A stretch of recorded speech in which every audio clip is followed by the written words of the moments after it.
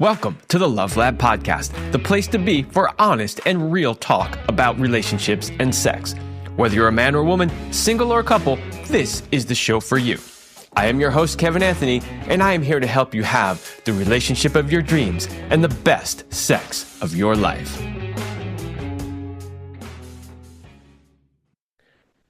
All right, welcome back to the Love Lab Podcast. This is episode 342, and it is titled How Increasing Self-Awareness and Emotional Intelligence Will Significantly Improve Your Relationship. Now, I've had some guests on in the past to talk about emotional intelligence, and everybody has their own sort of take on what emotional intelligence is.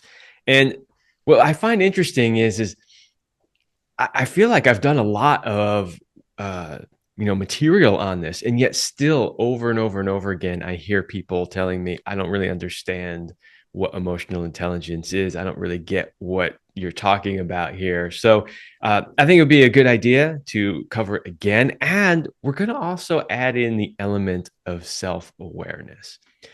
And this is something that I really want to talk about as well. I've never actually specifically did a show on like self-awareness, but having done this work for a long time, and I imagine my guest will probably agree, we'll talk about it after I introduce him, but I have found that literally the key to everything is self-awareness.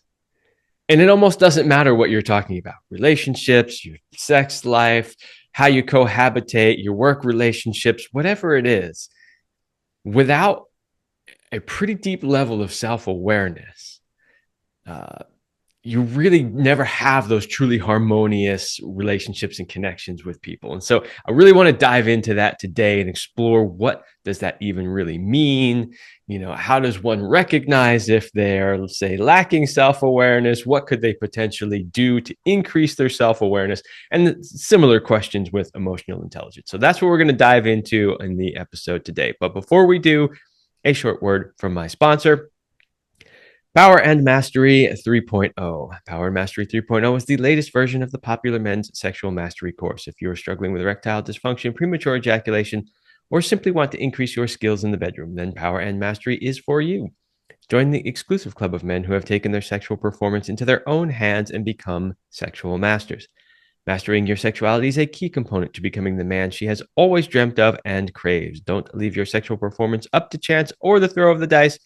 Become a sexual master today by going to powerandmastery.com and joining the exclusive club of men who have taken their destiny into their own hands. That's powerandmastery.com. Okay, my guest today is Dr. Greg Stewart. He lives in Rockwell, Texas, and is currently a full-time telehealth counselor, executive coach, and consultant. He has a BA in organizational leadership, a master's of divinity, an MA in counseling, and a PhD in counselor education and supervision. His dissertation was The Relationship of Emotional Intelligence to Job Satisfaction and Organizational Commitment. He is the author of I3, Unlock the Inner Strength Behind Your Negative Emotions, and I3 for Couples, Facing Our Negative Emotions to Build Intimacy in Marriage. He is currently working on his third book, I3 for Leaders, which will be available fall of 2025. So welcome to the show, Greg. And thank you, Kevin, for having me. The pleasure is mine, sir. All right, let's dive in and let's start with emotional intelligence.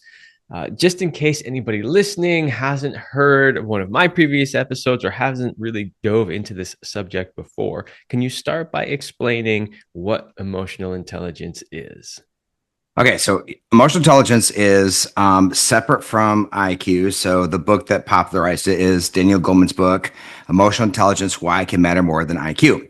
So emotional intelligence basically has to do with the emotional energy that we all experience. So either it's the ability to control and manage our emotions when they are too intense, what I say inflated, or in some cases, it's when we need to, can we tap into and generate that emotional energy when we need to? And our ability to be intelligent is the recognition of that self-awareness and the ability to both figure out how to control the negative emotions when we experience it, and as well as generate the emotions when we need to. Yeah, and I like that piece that you added, because a lot of people, if they do understand emotional intelligence, what they understand of it is like, oh yeah, I'm recognizing I'm having an emotion and I'm figuring out how to control Yep. it, like not fly off the handle or let it, Right. dictate what my behavior is. But the other piece that you added in there was being able to have the appropriate emotion at the appropriate time. Right. And so Yes. that's a piece that I don't think a lot of people talk about. What could, what would be some examples of that? So let's say, so for instance, that even whether it be good or negative emotions, like my favorite example is when it comes to emotional intelligence is like Michael Scott from The Office, right? So Michael Scott from The Office did not have EI because it had to do he was not aware of, he wasn't able to read the room. So he would have incredibly excellent emotions, like super happy emotions, when the mood in the room was exactly opposite, right? So it's about matching the emotions that are needed for the situation, because obviously the easiest way is, have you ever experienced somebody who didn't get it? Right. And if they don't get it, what does that mean? It's they're not reading the room. What does that mean? It's not the topic under consideration per se, as far as an IQ thing. It's they're not reading the room when it comes to matching the emotional energy of the room and when it comes to empathy and engagement, but also moving the emotional energy in the room in the direction it needs to. Yeah, absolutely. Great explanation of what that means. And I think we all know at least one person in our Yeah. lives Right. who who has the wrong response at the wrong time. Right. Right. And that's where I mean, obviously, including ourselves, that's where the self awareness comes in. So we can't control other people. We certainly recognize when people who are emotionally intelligent, the people who do get it, man, they're so powerful. It's like they don't let the small stuff bother them. But secondly, it's in our, because we don't have control over the people. So the key is when it comes to EI is to be able to, okay, so I've seen it in other people and I don't want to have other people think that of me. So how do I become more emotionally intelligent? Because I can't control them, but I can control me. And the big scary thing is the blind area. Have I ever been blind to myself where other people are kind of looking at me saying, okay, which there has been. I'll just own it, right? I just own it right now, right? When people said to me, hey, Greg, can you just not be you right now? Right? It's when I don't get it and I'm blind to it. So, how do we address that and actually use not only to avoid negative things like negative consequences in her relationships to tapping into the power of EI and actually becoming all the more influential? Because that's actually what the end game is about. And that's a great segue into my next question because okay, we can talk about what emotional intelligence is and Mm-hmm. self-awareness, and people go, oh, okay, yeah, that kind of makes sense. I should probably work on that a little bit, or something like that. But the question is, why is this mastering this skill? Why is this so important? What would be the benefits for somebody if they really learned how to master this? Right. So I say in my book, I talk about that everything we do is trying to achieve an emotional goal. I mean, everything we do. So there's micro emotional goals and macro. Well, the micro emotional goals are easy right now. So if I'm feeling parched, right? I don't want to feel parched, so I take a drink of water, or if I'm hungry, or I want to feel rested. Those are the micro. That's every day. To the macro emotional goals of every one of us, and it's a good thing, right? These emotional goals are good. The macro emotional goals are increasing our quality of life by three things: increasing our standard of living, living our values, and fulfilling destiny, calling, and purpose, right? So, first of all, it's the recognition that everything we do is trying to achieve an emotional goal. And then number two is the recognition of what path am I taking to achieve that emotional goal. So the emotional goals are good. We have to first figure out self-awareness. What emotional goal am I trying to achieve? But what's the most effective path? I use rational, healthy, wise, and right in my book because let's say, for instance, the best example that's easy we all get is when I am super stressed out, right? I don't want to feel stressed out. So I choose the path of drinking alcohol every day at 5. It's 5 o'clock somewhere to decrease stress. Well, it achieves the emotional goal, but doesn't pass the rational, healthy, wise, and right test. So we have the emotional goal. So labeling the emotional goal, micro, macro. And secondly, choosing the most effective path in order to achieve that, not only to avoid bad things, consequences, but also to choose the most effective path to grow and to help others, to influence others around us. That is the first key in emotional intelligence. Yeah, and that's huge, and that can be I think honestly a big roadblock for a lot of people in a sense that to do what you're suggesting requires the self-awareness, Mm-hmm. right? You have to realize that you have an emotional need, right? And Yep. this is like a sort of a big thing that separates us from the animals, right? Like the animals just operating on instinct. It doesn't have the ability to say, wait a minute, I'm having an emotional need now that I'm trying to meet through some way, right? Right, right, right, for sure. But so then the question is, if somebody is lacking the self-awareness to understand what their emotional needs are, right? What it is that, because you'll see people do this all the time. They're operating, there's a behavior that's happening, but they don't understand why they're doing what they're doing. Right. Right. And drinking is actually even a good one. I've known Yeah. quite a few people personally in my own life who were what I would call functional alcoholics, right? Right. But to them, it was just like, well, I love having a drink when I come home, or it's just what I do, or oh, it's a fun time with the boys, or whatever it is. And they completely, I mean, as somebody who does coaching work, like, and especially Right. if I know Right. them Right. well, because I've known them for a long time, it's very obvious and easy for me to see, like, no, what you're actually doing is this, right? Right. But they're lacking that awareness and they're just sort of going through the motions of the habit. So if somebody's in that position, what are possibly some ways that they could help themselves start to build that awareness? So I would say that probably the easiest way to begin with the self-awareness is because we are all extremely self-aware when our emotional goals are blocked. Right. So we may not be aware of, like, because again, drinking alcohol, like obviously, let's talk about our European friends. If they just had one drink or one glass of wine, right? Our European friends, actually, it could be, there's a lot of benefits to it, right? But it's not the case. So one is when you experience your negative emotions because your emotional goal is blocked, micro or macro. So that's why I say that, in my book, Unlock the Inner Strength Behind Your Negative Emotions. It's when those goals are blocked, you had negative emotions. So we can't avoid those because that's when we really burn a lot of emotional energy trying to reconcile a paradox. And what's that paradox? The paradox is what I wanted to occur versus what actually occurred, or trying to reconcile the paradox of what Kevin thinks about me versus what I think about myself. So to just start the process of building self-awareness, it's easy to do when you have negative emotions, when those emotional goals are blocked.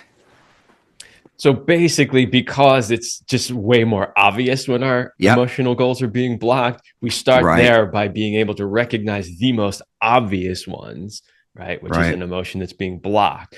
And then hopefully we can start to recognize less obvious ones over time. That's Yeah. And I would say that I use the negative 10 to positive 10 paradigm, right? And I think this is natural in how humans grow anyway. It's in negative 10 to zero. I say that's counseling, right? To solve negative emotions when negative emotions are getting in the way of everyday living. So let's say we get to zero, but then there is the 0 to positive 10, which is tapping into and being more proactive about emotional energy and the like. So I really do believe that just practically as humans, we have to begin with the negative emotions anyway, because as infants, when we cry, right? When our parents let us cry ourselves to sleep, or when we're 2 years old and we throw a temper tantrum, we want the sucker, our goal is blocked, and we have to learn, because we recognize the negative emotions. That's how we actually grow. We mature through having more effective emotional responses to those negative emotions. But it does take a deeper level of, consciousness and awareness of, what goals am I trying to accomplish in life? Living my values and fulfilling destiny, purpose, and calling and all that. That takes time to actually produce those emotions to figure out what I'm actually trying to. So the practice, I think, just naturally is how do we respond to the negative emotions? It's like automatic for every human. mm-hmm. Yeah. One of the things that I often suggest too, and I know this is really difficult in today's day and age, but I think a lot of the times, one of the main reasons why people aren't aware of anything. Well, right now we're talking about being aware of their emotions, but it could be being aware of the mess they just left in the kitchen and, that they didn't even realize they dropped stuff on the floor, Right. whatever. Like, I think one of the reasons why it's so difficult is people are so inundated with so much stuff these days, so much information, so much, just busyness and whatever, that they're distracted all the time. And so I think combining what you're saying, which is to, okay, let's recognize when our needs are being blocked, but then also just trying to slow down a little bit, right? Because even myself, like one of the reasons I've thought about that and used that in coaching with people is just because I notice myself when I get super busy, right? And I'm trying to like run this business and all the different parts that it takes and manage life and do all of that. And I just wind up going at 1,000 miles an hour, and I realize I miss things, right? And so I think that idea of being able to just slow down a little bit can help us do exactly what you're suggesting, which is to be more aware of the emotions. Obviously, when an emotion gets blocked, it's like hitting a brick wall. It's right in your face. Right. You can't deny that. But then we're also talking about using that as sort of the gateway to being able to recognize the things that are less obvious, right? The Yeah. emotions and Yeah. needs that are less obvious. You're hitting so much there, Kevin, because so one, I always like using the RAM, like we duplicated our brains via the computer. So our random access memory, right? The memory that we have, it's only so much, right? And like the social media and everything else, it fills up our RAM pretty quickly. So there isn't much room to bring on other things. So just being able to stop and then keep it cleared off, right? And you made such a huge point where in my coaching experience, as in I'm sure yours, that with executives, I say, or just any leader, that the number one thing a leader needs to have is time to think. So when I develop an individual development plan for leaders, I say, I don't care if it's Monday morning, depends on just your preference, Monday morning from 8 to 10 or Friday afternoons from 3 to 5, emptying the RAM. I used to have like three, like 4x8 whiteboards in my office, and I would just dump the RAM. You have to empty the RAM, get it out there, because obviously your mental model is doing its job at saying, hey, Kevin, don't forget this, don't forget this, don't forget this. And when you say it's already on the whiteboard, your mind can rest. So having time to think, to empty the RAM, number one. And secondly, is just out of just the piece of, because our, like money and time, emotions are, it's a limited resource. We only have so much. That's why we need recovery time. So when our emotional tanks are full of honestly a lot of senseless stuff, that's when the smallest little pebble can come in and bloop, and then just overflow. And that's when we have that overflow of emotion. So you're right, slow things down, find techniques and ways to empty your RAM on a regular basis, and there's a bunch of them, but that allows you to just be able to pause and be self-aware and aware of your surroundings, especially when it's important when we come home with our partners, our spouses, and children. We need to be present for them. I mean, it plays out into so many other just healthy benefits as well, right? Yeah, I love that idea of time to think, because the first thing that popped into my mind when you said that, you're using the analogy of RAM. So in my one of Mm-hmm. my previous lives, I was a computer engineer, and I worked for corporate. And one of the things that would happen is every once in a while, some big disaster would happen in the IT world, right? And when that would happen, I remember the last company I worked for, their strategy for solving that problem was it was all hands on deck, basically 24/7 until the problem was solved.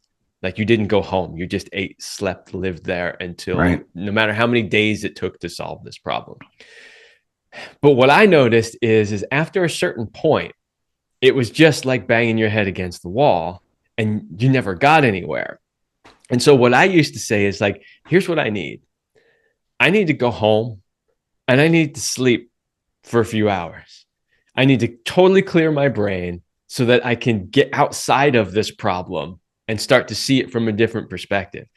Of course, they didn't like that. They hated that. Of course. They Right. tried to make us just stay there and pound our heads against the wall. Fortunately, in some instances, we would have a situation where some people could go while some stay. And here's the thing: is Mm-hmm. whenever I got to go, right, while somebody else was sitting there banging their heads against the wall, I'd show up the next morning and I'd go, I got it. I know what we need to do, right? Because I had an opportunity to clear that RAM, right, and then refocus. So that's a wonderful technique. it's funny that we're having this conversation because literally just this weekend, I was just super busy with handling stuff. Like a weekend's supposed to be your time to relax, but Mhm. I had a bunch of things that I had to take care of this weekend. And I was sitting there thinking about, my stress level in the moment. And I thought to myself, you know what I think I need to do for the next week or so? I just need to tune out all news and all social media. Just literally as a reset to just calm my nervous system back down. So I love that technique and that idea. For sure. And obviously, just even if you're not religious, I suggest doing like Lent starts Wednesday, the 40 days prior to Easter. Guys, it's just take time away and do exactly what you said. Just, I don't care if it's a week, 10 days, it doesn't matter. Just take a period of time and just notice the difference, right? And that's why we're different from computers. So when you work for a computer company, they think everybody's a computer and there's no emotions involved, right? So just take time and, kind of fast from, if you will, those things that and imagine the amount of recovery and restoration you feel in your energy level, right? That is self-awareness. That is emotional intelligence, recognizing that there's a reason why I'm not at peak performance, right? It's emotional recovery is what we desperately need. Yeah, absolutely. And using that analogy of, how they would just make us stay there and just keep Hmm. hammering on it. I literally do see people doing the same thing in their regular lives too, which is Yes. this just Yep. like there's a problem here. We're just going to keep hammering on it until we figure it Hmm. out. Whereas I think a better solution is, yeah, to give yourself that space and that time. Right. So going back full circle, because that's a perfect segue so building self-awareness, recognition of negative emotions first, right? So this is the analogy that I give people because it's the recognition of the negative emotions and figuring that out. But what I call the inflation of negative emotions is where I think that we need to do a much deeper dive into. So I use the analogy of tell everybody, picture the house of your heart behind you, right? And that's where, the deeper things like the macro emotional goals are. And what do? We're human. We're standing on the front lawn with our heart behind us, trying to protect our hearts, right? And then before us are all the people and things in life that are triggering those negative emotions. But what do we do as humans? We burn all this emotional energy on the things we don't have control over, right? And then talking, now we don't just think about what they did or didn't do. We don't stop there. No, we start burning negative emotion on their character and on their motives, and it just turns into a mess. So let's say that you do or say something. I'm saying this, and negative emotions are not bad because again, we use them, we burn that energy to solve a problem, which is fair, which is fine.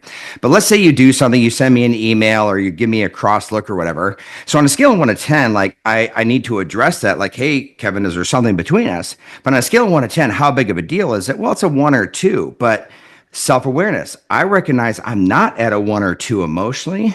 I'm at a 6, 7, or 8.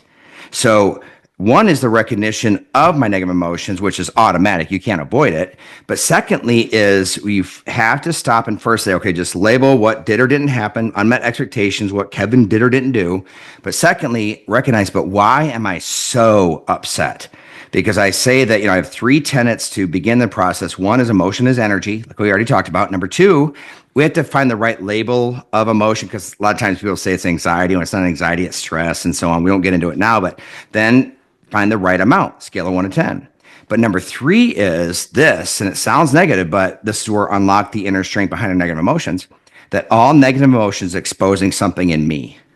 That's what we have to stop and realize that I cannot dump that 6, 7, or 8 level of emotional energy on Kevin because number one, he doesn't deserve it, and number two, if my real goal is to solve the problem, that ain't going to do it. It's going to make it worse. So I say you have to stop and then turn around and walk into the house of your heart. So I use the analogy of look, this is a deeper process where into our hearts and our minds, but so you got to put down the microscope and pick up the mirror, right? And walk into that house. And I have like, the normal emotions like insecurity, anxiety, fear, worry, anger, depression. And there's a whole process for responding to each one of those. But the inflation of negative emotions starts is caused by 3 things. The first, most obvious one, self-awareness, and I say you got to pull this up from our unconscious, subconscious, is we believe lies about the situation. Just for instance, I start believing lies about Kevin and his character. I believe lies about Kevin and his motives. Or I could just be in a situation where I scream out, I'll never get a job. Well, emotions don't produce themselves. They come from sentences in our mind. And when our frontal lobe starts screaming out these massive untruths, it's going to produce a whole lot of emotional energy that we can't get rid of because they're lies. You can't fix a lie, right? So the number one reason I find is that we believe lies about ourselves, about other people, about the situation. But secondly is when we walk into that first room, I call the first room is insecurity. This, I think, is the pearl of unlocking this because we all have insecurities. So I tell a story that I'm from Michigan originally, go blue. And when we are all kids, I worked at a hamburger joint, right? And as we all did, we were all friends there. And I was 14 years old. And one time I used to be, Kevin, a really sarcastic teenage guy, right? But as you can tell, I've matured. Okay. So, right. So I used to teased this gal so bad one time I made her cry. And as she's walking away crying, I yell out, "You wouldn't get so ticked off if it wasn't true." But it was a defining moment for me because I stopped and it was a revelation of Greg. Oh my goodness. Every time you get defensive or hurt or angry when somebody rips on you, teases you, whatever, cuts you down, it's got to be truth to it. Now they might exaggerate it, but there's still truth to it. And none of us are going to use lies like, "Hey, Kevin, I'm, really concerned about your heroin addiction," right? Saying on, podcast, right? So I was just joking, right? Delete, rewind, delete. But we're not going to use untruths unless, they're the whole your mama jokes, right? Those are funny, but right, to trigger other people. So I recognized that I stepped back and I realized everybody, when they really want to hurt someone's feelings, it's that. So my point is that insecurity is something I don't like about myself, which is understandable. We all have that, but somebody else exposed it. So I throw up the walls to defend it, right? That's the first room of insecurity. But in that room is the doorway that leads into the basement. And this is the second reason why the inflation. You ever hear the phrase like when we take things personally? So this is, again, negative emotions. When it's inflated, you're taking it personally, which means in the basement is the machine of our identity, value, and worth that drives the whole house. And that is the crucial piece that I take it personally, which means that your insult, your whatever is impacting my value and worth, and it shouldn't. So it inflates it. And then finally, number 3 is over in the corner is that cellar door of trauma, like big T, little t. When we think of trauma, I'm talking like all of us have big T trauma. Almost all of us have experienced little t trauma, bad relationships, job issues, divorces, right? And what happens is when we go into a situation, our mental model scoops up that emotion from that past event. Is it saying, "Greg, oh my gosh, here we go again," and dumps that emotion on the present. So not only is there emotional goal, the path we take, but when those emotional goals are blocked, again, negative emotion, but what we have, the other piece of self-awareness is I'm at a much higher level of intensity than this situation deserves. Why? That's what we have to walk into and press into. Now just went super deep right now from that, just time to think kind of thing. But that's really what we need to uncover because it's all raging inside of us. Yeah, I mean that was amazing, everything that you just shared there. And a big piece that I heard, although I didn't hear the exact words said there, but we started off talking about the awareness, right? And so that was the whole pause and giving us time to come to the awareness. But something that you talked about was I can have an awareness that I'm having an emotional need, right? But I could blame that emotional need on somebody else. Yeah. Right. Yeah, for and sure. So the other piece that you were mentioning there was, yes, you're having the awareness, but then you also got to take responsibility for it. And that was what you were sharing with, the sort of the revelation that you had. And a lot of what you were saying there was that coming to that realization that, oh, this is something within me. This is either a big T trauma, a little T trauma. This is something that I don't want to look at. Right. And I think that's a huge piece to it because awareness is a huge piece for sure. But, sometimes you will see people along the path, they get the awareness bit. They go, "Oh, I realize I'm feeling like this. Okay, great. Awesome. Light bulb went off." But then they derail when they go, "But I'm feeling this way because of you and what you did and your thing and that," right? As opposed to taking responsibility for it. Yeah. And so, here's the great mystery. So it's not all or nothing. So for men, I believe that our greatest emotional goal is significance or some synonym. We want to be significant, successful. We want to be respected, right? That's, I believe, hardwired into us.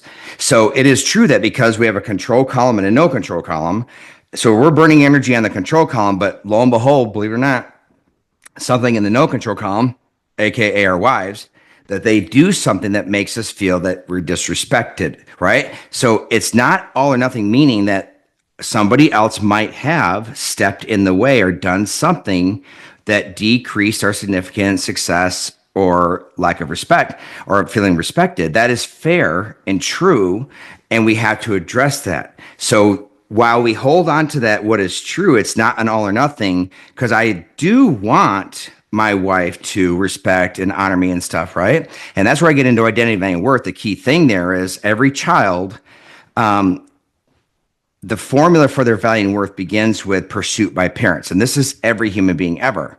Unavoidable, right? So if a child feels pursue, which means unconditional love and recovery from failure and equipping, then a child has a high value and worth. And of course, we know there's a whole spectrum of healthy to unhealthy parents, right? So that's why we say of children, they have a low self-worth. Well, what gets added to the formula, of course, are peers. Do we feel pursued, which means do we feel significant for us guys by our peers, right? And then what gets added to significant others, spouse, or people we date, teachers, coaches, bosses, what have you, and it culminates with our spouse. So we've been trained since birth that the formula for our value and worth is directly tied to other people pursuing us. So here's the key. What I say is that at some point, every adult needs to make the conscious choice to remove every other adult from the formula of value and worth. Now, it doesn't mean that the expectations or definition of relationship, which is safety and pursuit for everybody, the definition does not change. The standards do not change. The expectations don't change. What changes is the degree of negative impact on me if it doesn't occur. So I say, I don't need my wife to pursue or validate me. I want her to, but I don't need her to. So I say that's taking back control from the environment. Take all power and control from the environment. I define, which I have a whole process in my book we won't get into, but process of creating my identity, value, and worth. I control that. So I don't need her to pursue or validate me. I want her to, but I don't need her to. So it takes away the impact from devastating to just disappointing. And I say, you got to roll that back, everybody, back to parents. So I don't need my parents to make up for or to own it. I want them to, but I don't need them to. I'm an adult. I control my value and worth, right? So it's that interchange of, yes, it is okay. We want other people to pursue, and we need other people to, in a lot of senses, because it's our bosses, let's say, right? That, yeah, we need their validation, right? Or correction. It's just for my value and worth. That's the one key thing. It's not my value worth. I am valuable, and because I create this process, but I want them to, but I don't need them to. So that's where the inflation comes from. That threatens our significance, right? My significance isn't threatened, but I also need to be that, you give me truth and say, Greg, I know you want to do this, but do you realize this piece of you, blind area, is really hurting you achieving your goals? I'm like, oh my goodness, Kevin. So I can take it in. I'm not insecure about it. I can hear truth because that insult or that it could be corrective feedback that's healthy doesn't negate or destroy my value and worth. Matter of fact, I welcome it then. I'm teachable, right? So that's, I say in my chapter 2 about mental models, that some people say, yeah, I know I could be wrong, right? Or I know I have blind areas. I'm saying no. A long time ago, I decided my mental model's cuckoo for Cocoa Puffs. You have to be tenacious, because nobody's just going to come out. Most people don't come out and tell you, right? That you have to pursue it. And I say, Kevin, tell me where my blind ears are. Like the final 10% that you would never share with me, that's what I want. Because if you have in the back of your mind something that is maybe a misunderstanding, I get a chance to correct it. But if you have something in the back of your mind that you would never share with me that's true, I'm begging of you. So I call it proactive teachability, not just reactive teachability. Go after that. Seek it like it's hidden treasure, because your rate of growth is astronomical. Now, it takes a lot of putting away our defensive mechanisms, right? That my significance is actually increased through proactive teachability, and that tenacity of eradicating the blind area. That's how I actually become as significant as I want to be. That's the gateway to all growth. But that self-awareness around that inflation is crucial in order for us to be able to walk into it. Yeah, and that's that it's challenging for a lot of people to do that. Years ago, I had a friend who, for her birthday, I don't remember what birthday it was, maybe her 40th, somewhere around there. She decided that the way she wanted to celebrate her birthday was to gather all her closest friends together and then ask them to be brutally honest and tell her what all of her, you know, hidden spots or shadows Right. or whatever were. Um, and I found that to be amazingly brave of her to do, to actively seek feedback from her closest peers about all the ways in which she could do better. Um, but that's a difficult thing for a lot of people to do. Right. Because, and why? Because they're, let's say for guys, it's significance. For gals, like I think their main emotional goal is security. And of course, women want to be significant too, and guys want to be secure too. But as far as like they're related to their identity, it's because obviously you're doing a very, very action that is going to threaten my security and significance, unless you want to. Because I frame it that because what every human being knows this, if I go to you and ask you that proactive, how can I grow? Where am I blind? I actually feel significant that I'm actually mature enough to do it. So I find my significance not in your answers or lack thereof. I find my significance in the ability that I'm able to set that aside because I'm in pursuit of truth. The truth, what is rational, healthy, wise, and right. That's where I find my significance. That's again, when you say my, macro emotional goal of maximize my quality of life via standard of living my values, and then pursuing destiny, calling, and purpose. Every one of us has a value of teachability. When I describe it and define it, everybody wishes everybody else would do it. It's a value, but who actually proactively goes after it? So when I'm actually living that value, that I'm actually to fulfill. So side example, but as far as what we're looking for is that peace and confidence, right? That's significance. So I was watching Full Swing 3, the third season, the golf show on Netflix. It's just an incredible show. But one of the golfers, Sahith Thagala, he actually took a shot out of a sand trap, but they were watching him and he walked up to a rules person. They said, "What is he doing?" And only he saw when he took the backswing, he hit a couple grains of sand. And they re-looked at it on the video. You can't even see it, but he, with his integrity, walked up and said, "Hey, I hit a couple of grains of sand on my backswing." And he was in the leading to win the tournament, and he had to take his 2-stroke penalty, which knocked him out. But he said, if I didn't do that, I would not be able to sleep at night. See, those are the hard decisions, but honestly, we all have those choices. And even when we fail, then there's the choice of response of restoration. So again, so why don't we go after it? Is because we're scared of exposure. But if we expose it ourselves, that takes away all that insecurity, right? So I always talk about like a totally different thing in the book about working with teenage girls at a residential treatment center. And I love working with these teenage girls. They would say, "Dr. Greg, she's pushing my buttons." I said, "Well, honey, uninstall your buttons." The issue isn't that she's pushing them. The issue is you've got buttons to push, and those buttons are insecurities. Another gal said, "Dr. Greg, she called me a bleep, an expletive." And I said, "Honey, the issue isn't that she called you that. The issue is you agree with her. You just didn't want her to point it out." Right? And I told the girls, I said, "Girls, come on, try and trigger me. Try and just get me upset. Say whatever you want." And they said, "Really, Dr. Greg?" That's who used to call me Dr. Greg. "Really?" I said, "Absolutely." So they said, "Dr. Greg, you have a huge nose, your hair is thinning, you have a dad body, and you're so ADHD extra." I used to think that extra was a compliment, but I found out it's not, right? Right? And so I said, "Girls, everything you said is 100% true. I own it. Now what?"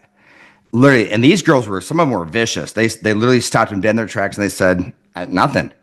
You see, when we expose it ourselves, right? And we joke about it. So when somebody cuts you down, agree with it and make it worse. Say, you're such a spaz. You're so scatterbrained. I'm like, "You know what? You're right. I'm surprised I even held the job for more than 3 months." So you agree with it and make it worse, because what's the point? Don't say that about me, Kevin. Right? Okay, it's just childish. So once you own it, that's part of EI too, is self-regard. So it's having awareness of strengths, right? Which also not includes personality, but also weaknesses and strengths and weaknesses when it comes to skill sets. Like watching that, I would love to be a professional golfer, but you know what? That ship has sailed, buddy, and I don't have the skill set. It's okay.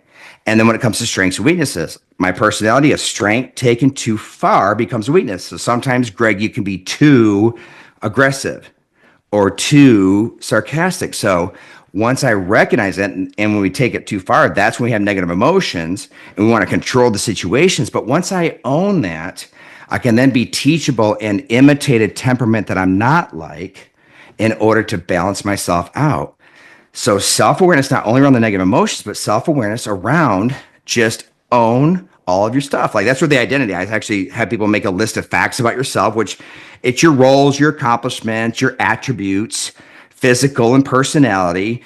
And then you put next to it your value and worth, and just simply not a scale, but just, does this fact about me increase my value and worth? Does not impact or decrease? Well, the decreases aren't bad. Like if I have a bachelor's degree and I want a master's, having a bachelor's decreases it. That's okay. So part of the strategy is that you build a strategy to get it from decrease to increase. Own it all, and then you're not afraid of it being exposed. And not only that, you can say you expose that. So, Dr. Stewart, you only have one PhD. I know, Kevin, right? So I can't believe I haven't caught right. So it's a matter of, or Greg, that you've only done blank. I'm like, you're right. So here's my strategy, because I agree with you. So here's my strategy to improve it. Yeah, I love that part. I've joked around many times on this show because, at 342 episodes, there's really not anything about my sex life that hasn't been talked about publicly. And so the joke always went like this. And I used to joke about this with my wife. I used to say, if I ever want to run for politics, there's no blackmailing me. The whole world knows it all already, right? There's nothing left hidden. Right. Right. And honestly, and I think we talked about this before when we introduced ourselves to each other, that in the writing of my book, I've been writer at this book for 20 years. And I tell my story as far as I do have a PhD, a couple of masters, but back in 2011, the inception of this book was when I was a pastor and a marriage counselor. I have an emotional affair. Right? Because I was feeling there's a gap in my marriage. And so just this emotional connection, which just simply means we didn't do anything physically, but I was just, it blew me away. It's like I completely shattered all of my integrity, everything I live for. Matter of fact, I'm going to do a TEDx talk here in the next couple months that's going to discuss it, but that's the key. It's openness, that I had this emotional affair, and I talk about it in my book. That's where I developed like this book. These books came from Greg. There's the psychobabble stuff for sure, but I begin in my introduction, you cannot impart what you do not possess. Meaning I can't give out. And I had to do a deep dive into Greg, into my own identity, value, worth, right? Into my own little t trauma of, I complain that I feel like I pursue everybody else harder than they pursue me. It's like, you want to talk about needy, dude, right? But that's my whole life, right? So, but it began a 10-year journey of putting down the microscope, picking up that mirror, and kept asking myself over and over, what's being exposed, Greg? This is not their issue. What's being exposed? Because speaking of the drinking, like when I was working at the hospital, I was working 89 hours a week, and I was doing the brilliant functional alcoholic. I would get a half pint of cognac every night. I wouldn't get drunk, but I was using alcohol to cope. So again, my wife is like, on the weekend, she'd be like, hey, how much are you going to drink this weekend? I would get defensive. It's like, I work hard, right? That whole thing. And I eventually owned it. And I said to her, you know what, honey? You should never have to burn emotional energy processing how much your husband's going to drink. I'm embarrassed that I've even triggered something in you that you have to process and work through how much I'm going to drink. And I have a PhD in this stuff. So that's ownership. It's like we get defensive because our spouses point out stuff, but would they have to now sometimes obviously they're processing stuff that is not an issue, right? That happens too. But a lot of times our spouses are processing things and asking us about them. But if we own it, it's like, you should never, the only reason you have to process that is because of the way I am acting. So again, it's owning that deeper stuff, and it's hard. But on the other side, man, I'm stronger now than I've ever been. I am at more peace. I have more confidence than I ever have. It's a hard path, but man, on the other side of it, it's beautiful. Absolutely beautiful. Indeed. Well, we were having so much fun discussing this that I skipped my last break. And I still have one more thing I want to talk about. And we've got about 15 minutes left. So, this is normally where I would read an ad for my couples coaching program. I'm just going to skip that and just remind the audience, if you're listening, especially if you're new, I do coaching work. So just go to my website, kevinanthonycoaching.com. I work with men, women, and couples around sex, love, and relationships. So just go check that out. Okay. The other piece that I want to talk about is we've spent a lot of time talking about self-awareness and what emotional intelligence is, and how to take ownership and all of that stuff. The next piece is, and I really want to leave people with some things that they can take home, which is, okay, so now you have the awareness, right? You're taking responsibility, but what sorts of things can people do to help manage these emotions when they do have them? Okay. So once you have the recognition that there's the inflation, right? So the first place I always begin that makes people start, feeling some success and building really has to do with the first thing I mentioned as far as going after lies. So I call it a sentence dump. So if there's a topic in your life that you are burning a lot of emotional energy processing, so sit down with a Word document and like title it, either spouse or job or whatever. And every single sentence your brain puts forward of interpretation, just start dumping. Like every sentence, paragraph, whatever. Don't process it, analyze it, just dump it all until you just see the cursor blinking. It's like, well, that's it. Then you go back and you start looking at all the little slight variations where there's truth in some things, but it's an exaggeration, which makes it untrue. And you start replacing all those lies with truths. I would say first and foremost, that's the one thing.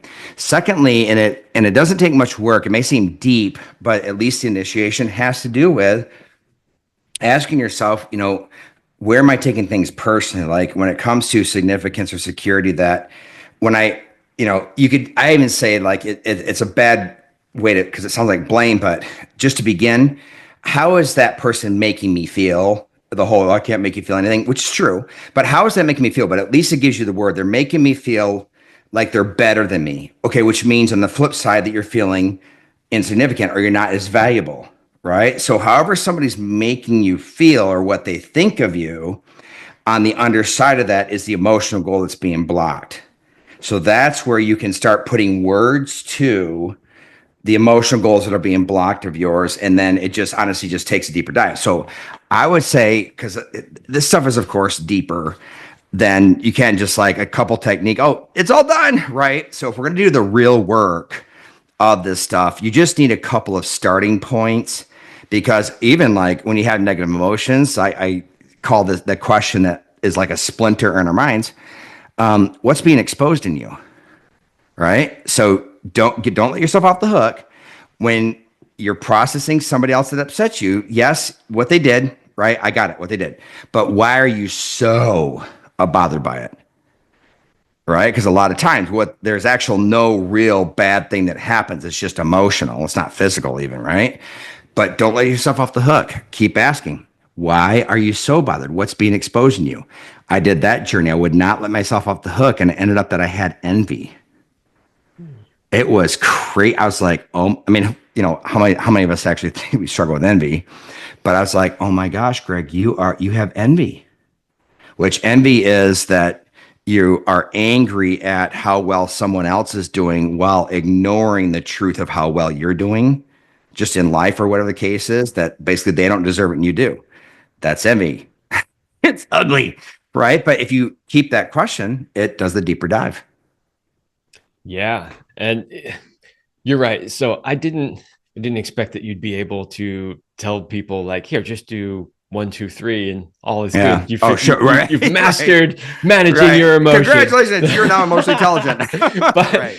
but But I was hoping that you would give them at least something that they could start with. And you did Yeah. exactly that, Yeah. right? Which is, so Yeah. now there's a process that they have that they're like, okay, all right, I'm aware that I'm having this emotion. I'm taking responsibility for it. That, okay, this is my stuff here. And now here's a way I can start to go about dealing with it.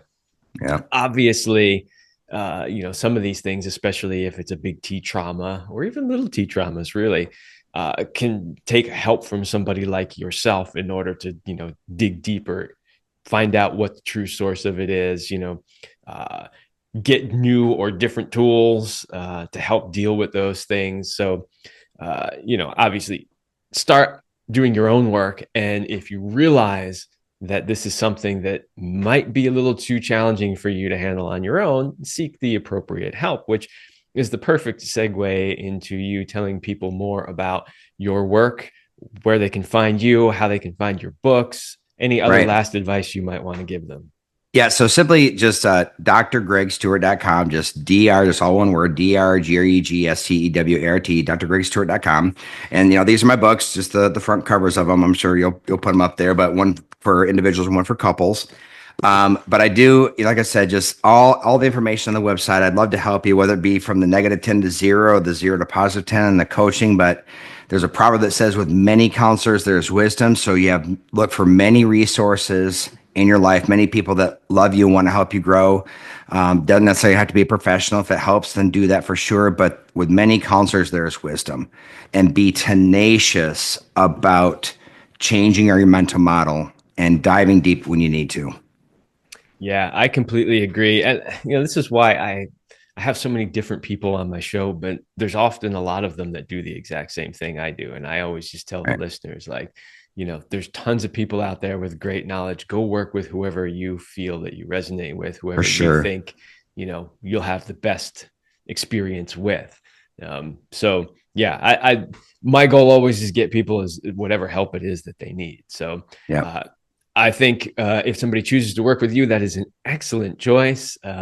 Just from the little bit that I've known you and listened to you talk and looked over your books, I think you possess a tremendous amount of knowledge. And so, if you resonate with Greg and what he says, and that's the kind of work that you're needing in this moment, for sure, definitely look him up.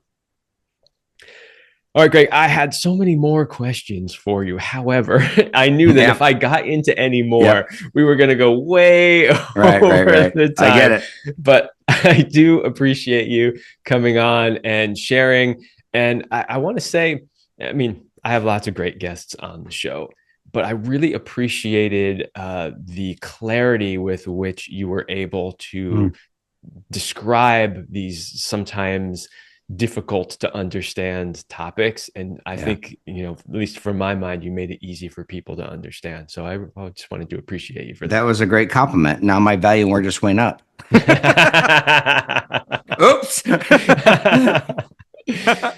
Awesome. Well, thank you again for coming on and sharing your knowledge and wisdom. The pleasure is mine. And thank you so much, Kevin. It was great conversation, brother. All right, everybody, that's all the time I have for this episode, and I will see you next week.